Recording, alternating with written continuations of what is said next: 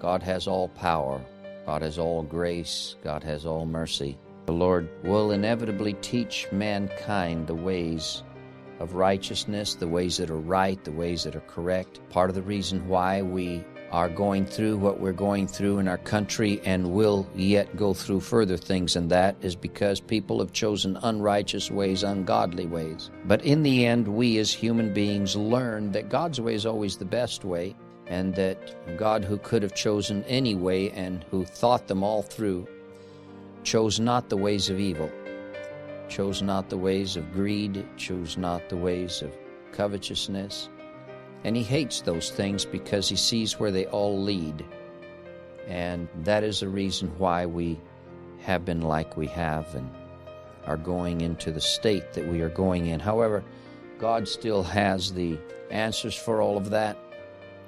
You know, so many times we hear that Jesus is the answer that we become so accustomed to the whole thing that we think it's just a cliche. We forget that he is the answer.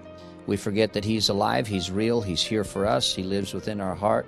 He will arise in moments of crisis, and he will see us through them. Sometimes God sees us through in the crisis, and sometimes God defers the crisis for us. You see it happening around you, and it doesn't happen to you. The other day we were discussing the fact that suffering does come to Christians too. God doesn't always avoid all suffering, because suffering does marvelous things for humanity, and it makes us more noble. It makes us stronger. Suffering teaches us a lot more than good, easy times do, and it also makes us noble. It gives us a good character, and we become better people. People that don't suffer become very shallow. People who have never had anything go wrong with their life become very flippant, and it is very hard to get them to take anything serious because nothing has been really serious. But these people that have lived that way for many, many a year, let them contract cancer and let them know they've got 6 months to live, and suddenly all the flippant lightness of their heart and the cruise easy-go-lucky like we've got all of eternity suddenly comes to a shooting end, and they begin to think about things that are serious. They become more noble. They become more interested in things that have values that are eternal, and they don't care too much about things that happen on the earth. They are more likely to love and to make something out of family and relationships than they are to just throw caution into the wind and go off with some younger person, man or woman. And they're far more likely to raise their kids in godly fear and in good manners, whereas the rest just let them go do whatever they want to do. After all, they had all the freedoms in the world they needed when they were young. But see, all the people that had those freedoms to do the things that they were doing are leading our nation today. We have brilliant people, but with no judgment.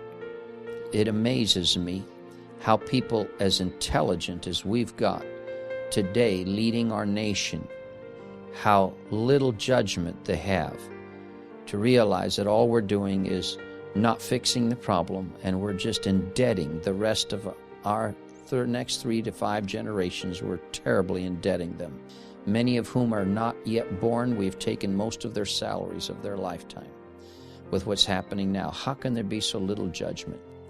And I was asking the Lord, how is it that people that are so intelligent, they go to college, they learn all these things, they know the science of economy, they know all the ins and outs of everything, but have so poor judgment in using any of it?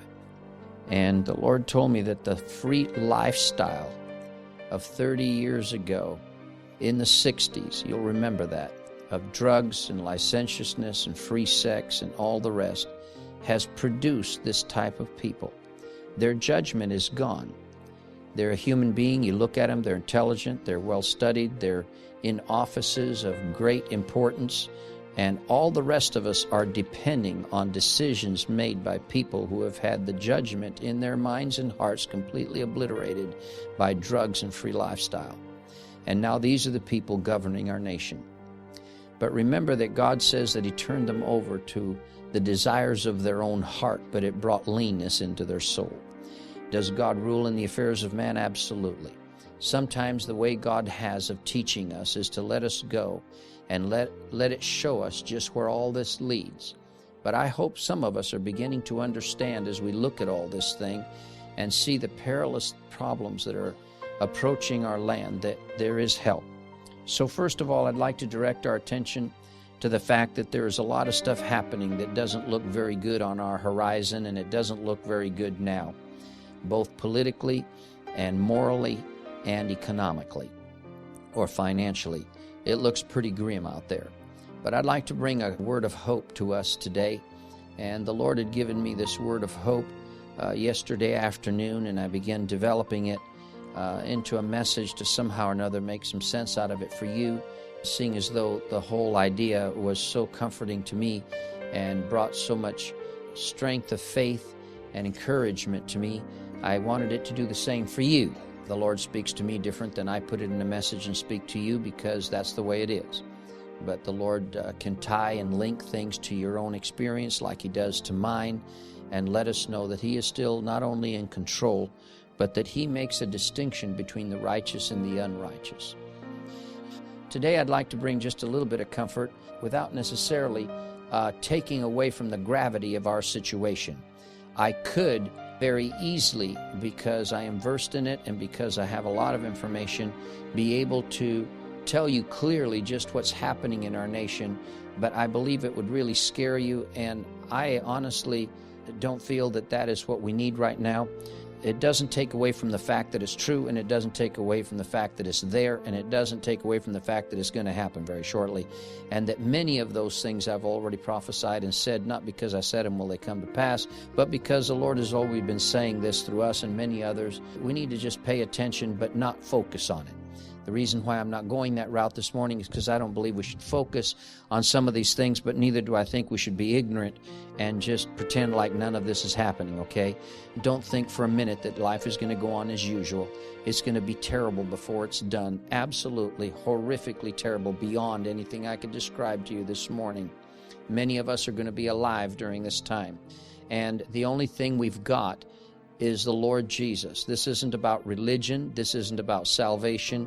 This is about the only one that controls all the affairs of people around the world.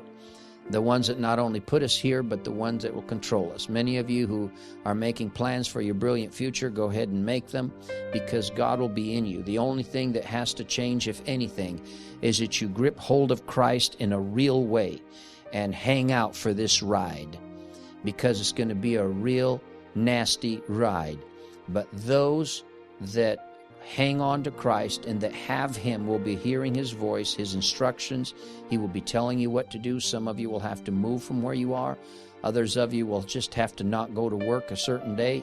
And if some of you aren't really listening, He may in His grace just force circumstances on you. You may wake up sick one morning and not go to the very place that got bombed out. Or many of the issues that God will use to take care of you, spare you, and keep you during your life. You may lose some jobs along the way. God never promises that everything is going to go good. He promises that we will arrive safely in the end, and that God will spare us through all this thing. So point number one I'd like to make before I get into the scriptures and start reading my passage for this morning is that all this that's happening is geared to and purposed for the wicked. It's geared to and purposed for the wicked. This is not God getting after His people. However, when God does get a hold of the wicked and does punish the wicked because we live among them, it has a tendency of really waking us up and driving us toward the only one we know is our safety and our safekeeping. Did you understand that? God is not intending what's happening now and what's going to happen for you and for me, the Christians, the people that believe in Him, have accepted Him. We are sheltered and kept by Him. However, those of us who have lived too far from Him and have lived hearing God's voice, correcting things, and haven't been paying attention, and we've been living on the peripherals of God's grace, God's going to let some of this stuff slip through and hurt us. And it won't permanently damage you, but it's going to hurt you. It's going to smart really bad. And through this, you're going to learn to live closer to Him, because God is all about relationship. And when we ignore relationship, and when we ignore His holy ways and want to just live the way we want to live and pretend like everything we have because of the strength of our studies and the strength of our diplomas and the strength of our bodies that are strong and healthy, all that can go before you're out of this life. All that's going to go. Your life itself is going to go. But I want to tell you that there's hope in all of this, and that the Lord is here to protect His own. God has already studied out this whole scenario. God has put, as it were, a mark on everyone that's His and that's been living for Him and living righteously and giving to Him and doing all the things that are right when we walk with God during the times of prosperity. You remember when we talked about the rush in the tree and the messages that came afterwards. You will understand that God looks at what we do when things are going well. It's those things that will mark you and protect you during the times that everything goes wrong. So God has the answers for the times that go wrong, because God had the answers when everything went right. And remember that right always follows wrong. The times of blessing and seasons of refreshing often follow times of storm and bad weather. So we're going to have some storms and bad weather. God's shaking up the earth. He's not going to allow us to live. We as a nation are supposed to be a Christian nation. We're not living as one. And God's going to shake away all that, all our idols and all our gods, and our lust for money and our lust for covetousness of things is one thing that we've been serving hand and foot for many, many a decade. And God is saying that's enough. So He's going to crash the gods. He's going to destroy the idols that we have been worshiping. But let me say this. God is a person that is very prosperous, is very rich. He has nothing against either one. And God loves to bless His children. God gets more of a kick out of seeing you blessed and prospered than He does out of seeing you corrected and punished. God says He takes no pleasure in punishing or in correcting people or in disciplining them. But He does take great pleasure in being able to bless and prosper us. It's that God said in Deuteronomy, if you'll remember very clearly, He said, I will prosper and I will bless you, but beware that when all this comes, that you don't forget me, because I am the one that gave it to you. If you begin to worship what I gave you and not continue to worship and follow and obey me, He said, I will have to remove that so that you remember where it came from. That is why, not as a habit, but every once a month, just to keep us reminded, we wave something before the Lord, just so that we remind ourselves where our income comes from, where our job opportunities come from. And it might not have been that important a year ago, a whole lot more important right now. And believe me, before this year is over, it's going to be a whole lot more important that we depend on God for our job. He is the only one that can keep it. When people are falling all around us by the hundreds, are being gone, He's the only one that can keep you.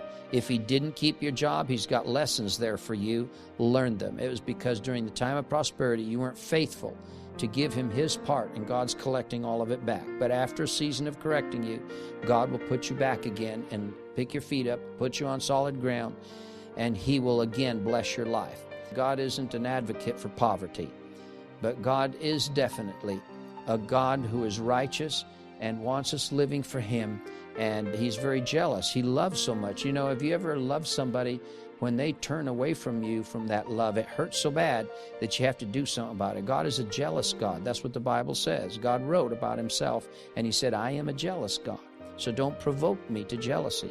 Don't provoke that about me. He said, when I see I don't have your heart anymore and you're following after other things, that provokes me to jealousy. I'm going to start wanting to do away and slap around whatever is entertaining you, because your heart belongs to me. Now, there's certain things within that realm that God permits. One is a wife or a husband, whichever the case might be. God permits us to love our children. God permits us certain liberties within money. You can make a lot of money and have a lot of money. Just give, be open-hearted, give to the Lord what belongs to Him, and be wise in investing. God isn't against you having all these things. Would to God we were all rich, and we all could bless the kingdom, and we all could do the things we need to do, and all be well, instead of struggling for the next food stamp we need to get to eat, all right? So God's into this. He's big into this. He loves all this. And so just remember that if you haven't been right with God, it may be too late to go back on years of tithes and make them up. but you can at least repent and turn around and say, God, I know why. I'm counted among the others that have lost their job, and I want to start being faithful today.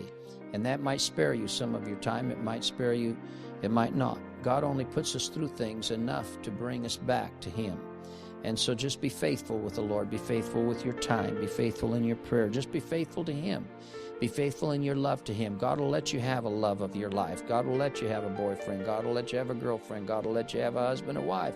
God will let you have money. God will let you have a lot of things that are all within the parameters of what He accepts. Those things will not provoke Him to jealousy. Those things will not provoke God to do things to correct you. However, if we have sex out of marriage, or if we have children illegitimately, or if we go out there and don't pay our tithe but just live however we want, and if we just live the life of hell and abuse all kinds of substances and everything, we're living outside God. You're going to provoke God to jealousy, and you're going to provoke His anger upon your life, and He's going to swat you. And when you're swatted, the best thing you could do, and please hear this from me, if you ever see yourself swatted by God, do like He taught me to do several times in my life when I've been swatted and corrected by God. Submit. Surrender, submit, and humble yourself. Don't you dare get cocky. Don't you dare lift up your head, because that's the serpent's nature. You provoke a serpent, the first thing it's going to do is raise his head. But you provoke a Christian, the first thing they're going to do, all right, Lord, I'm sorry. They're going to repent, they're going to humble themselves, and they're going to come down to His feet, and they're going to say, God, I can't make up for lost time, but I can come back to You and let whatever happens, happens. You're just, You're merciful, and do whatever You need to do with my life, but I belong to You, and I'm coming back to You. And God says that although He can be in the midst of His fiercest mood of anger, He said, I'll shut it off like a faucet right in the middle if I find a repentant heart who will buckle down, who will accept my discipline, who will submit to Me and say, I'm sorry, Lord, I had it coming. Whatever happens, happens. Be my King and my Lord. And it says He will turn just as instantly as He was full of anger toward you. He will turn in mercy, and He will have mercy upon you. And He might cut your sentence short by 50% or by 80% or by 90%. I've never seen God cut it out by 100%, because He still needs to smart us enough to remember for next time. But God does, in His mercy, cut short those times of discipline in our life. And what I've also seen Him do is, let's just say, this economical thing, which we've all fallen after and worship. We're the most spend-worthy nation in the face of the earth for all kinds of junk that we have to have sales for, and I'm included in this, that there's so much stuff we don't need and never have needed, and it just seemed like we have to, they put such pressure on you to buy this, to buy this, to buy this, and you go through a store and you find yourself buying something you never went to look for anyway. We have worshiped this God, and God's going to get rid of it. Some people are going to hurt a little bit financially, others are going to hurt a whole lot more, others are going to lose everything you've had, but through this all, God is there for you. God is your God in difficulties, and He's your God in positive moments. Don't ever fear. Even if you're losing it all, God's purpose isn't to destroy you. God's purpose isn't to ruin you. God's purpose is you for to learn a lesson. So when things start happening, the best thing we could do, if you find yourself in the hospital with an accident, the first thing you can do when you're cognizant is look up toward the ceiling, even if you can't move very much, and say, all right, Lord, why am I here? I'm listening. If you find yourself with your house on the auction block, look up toward heaven and say, all right, Lord, I'm listening. What are You saying? When you find your job is on the line and other people that were friends of yours are still working in the same company, but you were the one that got laid off with a bunch of others, look up toward heaven and say, all right, Lord, I'm listening. What are You trying to tell me? Because God is the one that controls the lives of all Christians. And what I say to you today has a lot more meaning than if I'd said it a year ago, although I have said it a year ago. But believe me that before this year or so or next or over, it's going to have a whole lot more meaning. You may be even ordering the tape. But God has hope even when things go wrong. I'd like us to turn to Genesis chapter 7.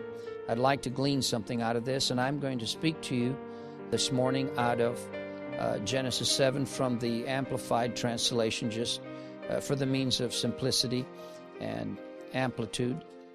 And the rest of you can follow in whatever scriptures you have. And it says here in the very first verse of that chapter, The Lord spoke to Noah. Say that with me. The Lord spoke to Noah. That means that when things are about to happen, God talks. God spoke to Noah to prepare an ark, which was a means of salvation for him and his family and whoever would board. Everybody made fun of him. They thought he was crazy. It's just like me 3 or 4 years ago prophesying all these things, and we thought it was a little bit off the deep end. As we get closer and the rains start coming, we begin to think, well, maybe we should have had an ark. And then when it's pouring down rain and it's flooding and our house is floating down the river, we're wondering, maybe I should have done something then. Maybe I should do it now. But I'd just like to go on record to tell you that God was speaking long before the rains came. And God was speaking to these unrighteous people through Noah. Although he preached at them again and again, they thought he was just legalistic and crazy and religious. But God spoke to him. God spoke to Noah even at the last minute when the rains were about to come. And this is the beauty of it. God had already provided himself with an ark. I would just like to say that an ark represents the means that God uses to save you. But I'd also like to say that the ark actually represents Jesus. He is our place of safety. He is our hiding place. He is the one we come to in prayer and devotions and nearness. We know how to get near to God. And if you don't, then come and ask and we'll show you the way. Jesus is the way unto God. And so he is our hiding and safety place. So we're going to look at a little story in the Old Testament. We're going to try to drive some truths for our day today. And we're going to go through the same economic storm that they went through and the destruction of all things. During Noah's day, God spoke to him. And I found something very beautiful. It was the words the Lord used to bring great comfort and to bring faith again into my heart through this situation. Not only did the Lord speak to Noah, but he gave him instructions. He said the following. He said, "Come with your household into the ark, for I have seen you to be righteous, that is upright, and in right standing before me in this generation." Those are the words that God spoke to Noah. I know you wouldn't believe this, but I'm a big sticker for small words, because not only the small words, but for every word. I believe that God doesn't mince words, but I believe he doesn't waste them either. I believe that the Lord means everything he says and says exactly everything he means. The word that meant a lot to me was the word come. And maybe some of you don't understand why, but the moment I read those words, I began crying and weeping. And I said, Lord, you don't only have a place of safety, but you're there in it with us. Because if the Lord had said, go into the ark and I'm going to shut it up and, have a safe ride, bye, that'd have been one thing. But he said, no, I'm going to go through this with you. I'm going to go through this terrible storm with you. Now, maybe many of you don't have the ability to use your imagination, but I'm a person that finds it very easy to imagine a situation and put myself into a place and see all the things that happen. I think many of us think of an ark that just began to rise on the water and just stayed there and just bobbed up and down, and they just fished off the, because they had to eat something. They just fished off of the deck and just had a great time, sunshine and rain, and, just had fun. It's just like a cruise. Many people do that, just a cruise on a vacation for a week or a month on the ocean and just have fun. Honey, it wasn't anything like that. It said that thing creaked. It just swayed one way and swayed the other, and you banged up against one wall and banged up another, and suddenly a huge wave would come in as water flooded over the top of a mountain and caved in over the other side of it and would crash into this thing and bounce up and down, and this thing would be sideways, up and down. The bow of it would be up in the air looking at heaven. The next thing you know, it's looking down into hell, and this thing was just going every which way. Now, I know that many of you may not have ever had an opportunity to be on a boat, but let me tell you, unless you take Dramamine, you're going to find out what a ride is all about. And if you're out there on ships like I have been on a storm, when the waves are 15 or 20 feet high and the bow of your boat looks up into heaven, then suddenly it's like being on a roller coaster continuously. Dramamine or no Dramamine, you're going to be helping add to the ocean's volume. Honey, that wasn't a joyride that they had that day. as I would allow my imagination to go forward, God's means of protection wasn't a Cadillac ride down a 70-mile-an-hour smooth highway in America. That sucker was tossed to and fro, up and down. People were sick. It was horrible smelling of animals. I mean, we're talking about living inside of a zoo. We're not talking about having the zoo next door. That thing was horrific. You talk about work. There was a lot of work. If any of you have ever farmed like I have and you have to clean out stalls, chicken pens, and clean out pig pens, God in heaven, that is awful work. When you first get started, you do it with your hands pinching your nose and the other hand forking away whatever. And then when you're done with the day, you thank God that it's over with. But these animals will put it back down for you next day, and this is just an everyday job. Well, honey, when you have all the animals of the world on board with you, just let your imagination go for a minute. Do you think these guys had a joyride and they were on vacation? Honey, they were working. And they were working in some of the worst conditions that there were. Just to what? To save America. Just to save whales. Just to save the owls. Just to save, all those kind of things. Well, we could let our imagination quit there, but I just wanted to show you that even if God saves us, He's not going to save you in such a smooth way that you're going to say, hey, man, you know what? The rest of the world was having a crisis. I mean, they were just wasting away in all these terrible things. But, man, did we ever have a joyride? That was a vacation. Let's have an economic collapse again. Yeehaw! It's not going to happen that way. I can promise you it's not going to happen that way.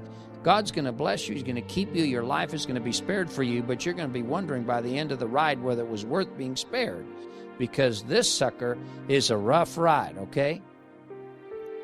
Okay, let your imagination go just a little while.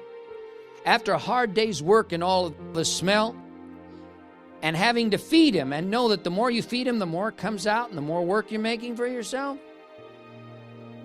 then when you're at the end of the day, you're exhausted. You go to your bed of hay, because you don't have no Tempur-Pedic, and you just crash on your bed of hay, and just about the time you're ready to give up the ghost and sleep all night, this wonderful thought comes to your mind. We've got dozens of predators on board.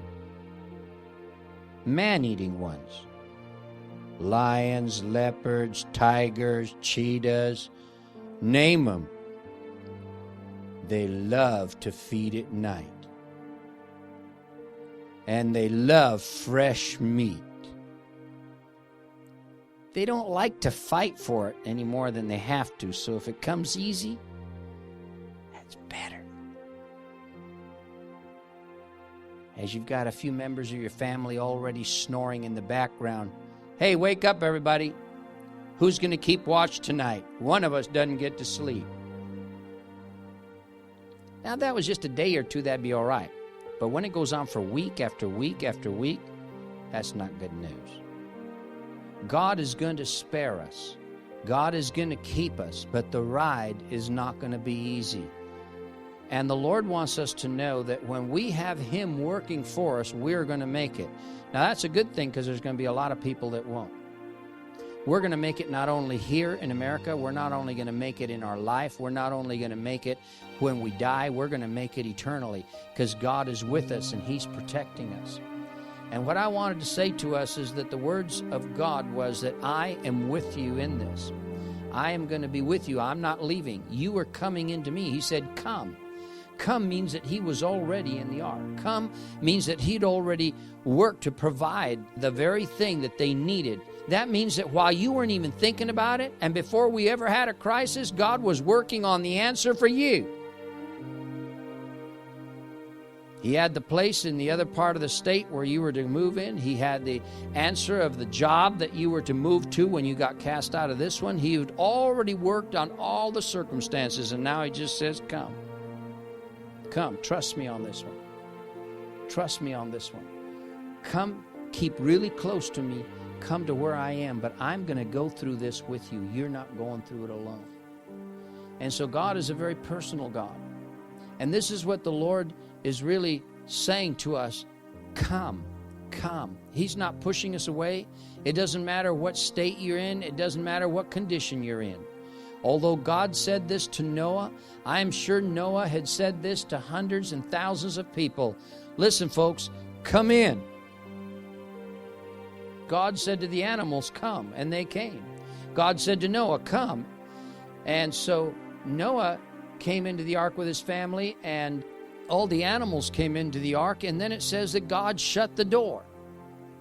I remember an instance in Matthew 25. Do you remember the 10 virgins? 5 were wise and 5 were not wise. Do you remember that? And during that time, it says that at a certain given time, the Lord says, come. And there were some that were awake and that were waiting and that were in Christ, and they were in a relationship with Him where they were in an awakened state. They weren't in a stupor. They weren't sleeping. They weren't living for the world. And they were awakened to God. And He said, come. And when He said, come, they went. And when they went into Christ, He shut the door. He said there was those that were waiting for their husband. When their husband came at midnight, they went through the door, and then the door was what? Shut. And just like it was in the days of Noah, when all the people came banging on the door, God had shut it already. The same door that shut some people in shut other people out. And that's what happened with the 10 virgins. 5 were on one side of the door when it was shut, and the other 5 were on the other side of the door, banging and banging and banging, wondering if He would let them in. And He said, it's too late. The door is shut. The call of the Lord for us is to live close to Him, to live real, not just to come religiously, sing Him a song, do our duty, and leave. He's talking about us living in reality, in a place where our ears are attentive to His Word, and a lot of times God speaks to us through the Bible. He quickens things that He's already written. But many of us don't take the time to even read the Bible. We're too busy. I guess what I'm trying to say is that some of us better be more alert, because we're going to start hearing this voice, come, wherever that come is. And I'm not trying to be religious, but for each one of us, it's going to be something different. In Argentina, they've had several economical crises where the whole country collapses and where we've been into triple-digit inflation and all kinds of crazy things. But the end of 2001, just after my dad passed away, the whole entire system collapsed. But before it did, the banks seized the money of everybody. Anybody who had money in the bank, they seized it. It's one of those things where people went broke from one day to another. Multinational companies that had millions in their accounts lost it from one day to another. The government had to survive, and in this land of survival, it was either you or me. Did you know that there's already people high up in government and high up in the knowledge of all the affairs of the United States that last night on the news said that the banks are getting ready in America to do exactly that to its citizens, and it's going to happen fast and suddenly. And they use this example. It's going to be as it was in Argentina, 2001. I was there when it happened.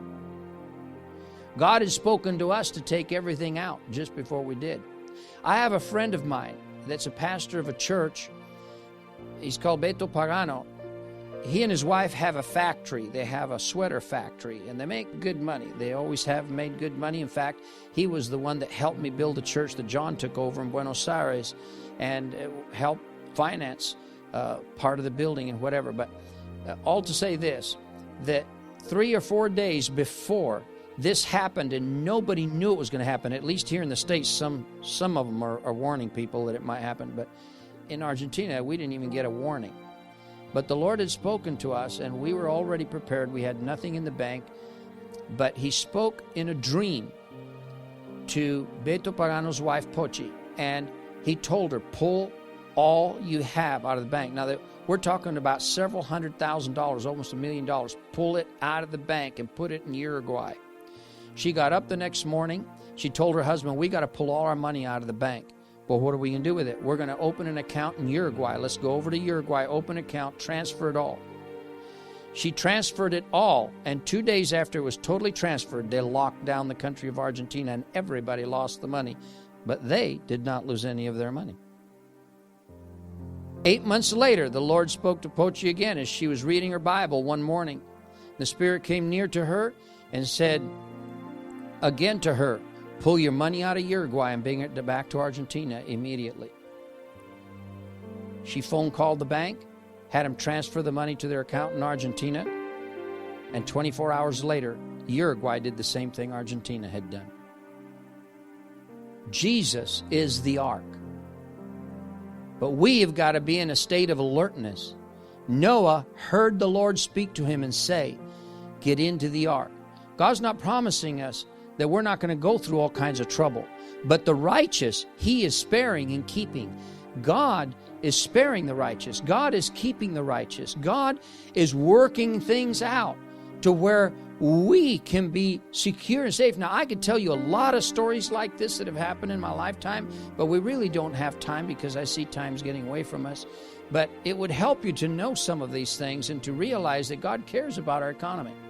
God cares about your life. He cares about your job.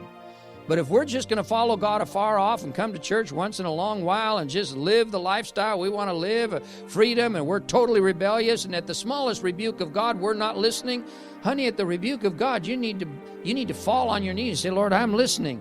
Submit to the hand of the Lord. Submit to His discipline.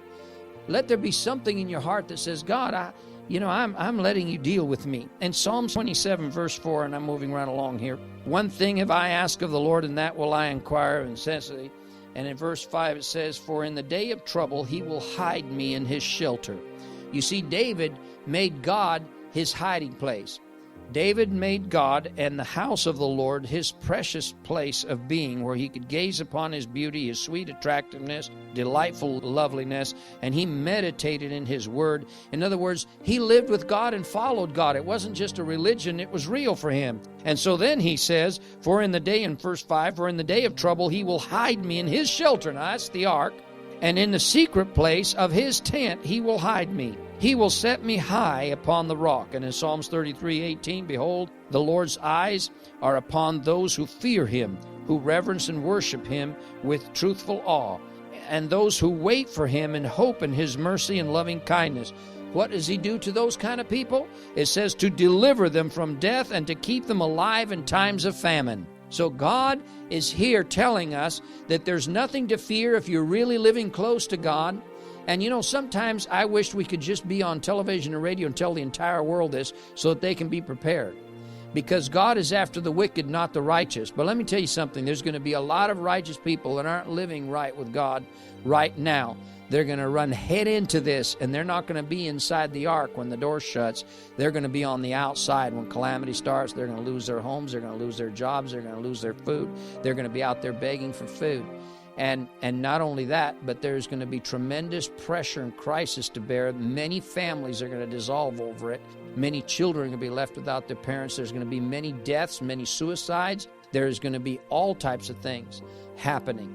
And I could tell you a lot more. My purpose isn't to scare you. My purpose is just to make it real. Let me read out of Isaiah 26:20. The voice of the Lord is really saying, come, my people, and enter into your chambers. Notice the word come. The Lord was in the chamber already. The Lord was in the ark already. He is saying, come. The word of the Lord to us is come. Come near to me. Come to me. Come into me. Follow me closely. Read my word. Be there all the time. Be faithful. Come on in. The time that's coming is going to force you to do that anyway, so you might as well start doing it now and not have to take some serious stuff that's coming. It says, and shut your doors about you and hide yourself, as it were, for a little moment until the indignation be overpassed. What the Lord is really saying here in just common English is, I want you to come and hide yourself in me, because my wrath and indignation is about to be poured out really heavy upon this country, and I want to protect you from it. So hide yourself in your closet of prayer and communion with me. Come and be with me. Let's weather this storm out. And it might not be an easy ride, but God's going to keep us during that time. And there's a lot more I could tell you. God is going to be there for us. So a word to the wise is sufficient. You will find out. Have an ear. Turn to the Lord. This isn't a time to live like nothing's going to happen, because there's a storm brewing that's going to be worse than you think. And this storm will have a good part to it. There's going to be a season that God's going to give us. I'm still believing, although everybody's saying it's going to happen this year, I'm still believing in my heart that God will give us more time, that He'll give us at least another year or two. I'm hoping the stimulus package will work. I'm hoping things will work a little bit before the whole thing crashes. And who knows, if Christians all around the United States and world would turn to God with all their heart, we may even avert all of it.